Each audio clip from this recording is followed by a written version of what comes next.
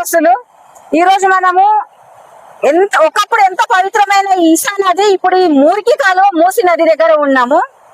మూసి నది దగ్గరికి రావాల్సిన అవసరం ఎందుకు వచ్చిందని అంటే, ఈ మూసి నదిని మన రేవంత్ అన్న స్వచ్ఛమైన తాగునీరు, సాగునీరు, మనుషులకు, గోజలకు, పంటకు, రైతుకు ఎన్నో రకాల ఎకరాల రైతు సాగు కోసము అందిద్దామంటే ఈ రోజు దుర్మార్గులు ఓడవలేనోళ్ళు కాళ్ళల్లో కట్టెలు పెడుతున్నారు.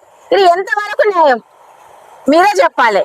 ఇది ఎంతవరకు న్యాయం ఇప్పుడు ఇది ఒకప్పుడు ఇది మనం చూసినప్పుడు మనం చూస్తున్నా ఆ చుట్టూ ఒకసారి చూడండి అన్న ఎట్లుందో.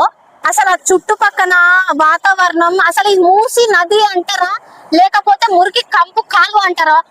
ఆ 10 సంవత్సరాలు చేయనోడట ఈనాడు పొడుస్తాడట. నీతి లేని మాటలు, సిగ్గులేని మాటలు ఎన్నాళ్ళు మాట్లాడతాడు రామారావు. ఈనాడు మనం చూసుకుంటే ఇక్కడ గొర్రెలు కూడా మేస్తున్నాయి.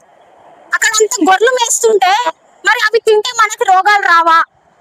మనం రియాలిటీ మాట్లాడుకోవాలి, నిజాలు మాట్లాడుకోవాలి, ఎప్పుడు అబద్ధాలు కాదు.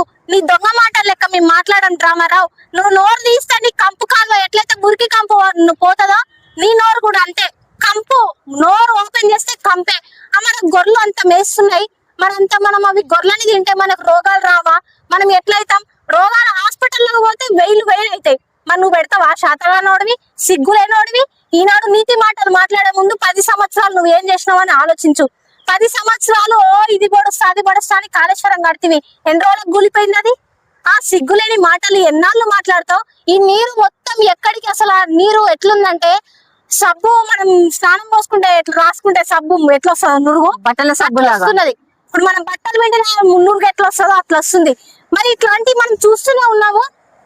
ఎప్పుడైతే కాంగ్రెస్ ప్రజాప్రభుత్వం అధికారంలోకి వచ్చిందో ముఖ్యమంత్రి గారు దీన్ని పరిశుభ్రం చెయ్యాలి, మూసి నదిని పరిశుభ్రం చెయ్యాలి, పంటలకి నీళ్లు అందించాలి, చుట్టుపక్కల వాళ్ళందరికీ ఒక మంచి నీటిని అందించాలనేసి రేవంత్ అన్న చేస్తుంటే నువ్వు దొంగ మాటలు మాట్లాడుతున్నావు. ఇది చూడు, కేటీఆర్ ఈ నీరు సాగి జంతువులే కాదు మనుషులు కూడా. కేటీఆర్ నువ్వు ఫామ్ హౌస్ నల్లా చల్లగా ఏసుల దగ్గర వండుకొని కమ్మటి కూరలు వండుకొని తింటున్నావు.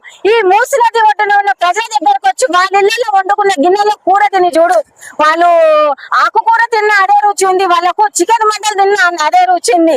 నాన్న కష్టాలు పడి పొద్దుంత కష్టపడి పొద్దుకి బుక్కడి బువ్వ వండుకొని తిన్నాం కమ్మగానంటే కమ్మటి కూర అయితే లేదు, పుల్లటి పులుసు అయితే లేదు వాళ్ళ ఇళ్లలో. నువ్వు ఏసీలో ఉండి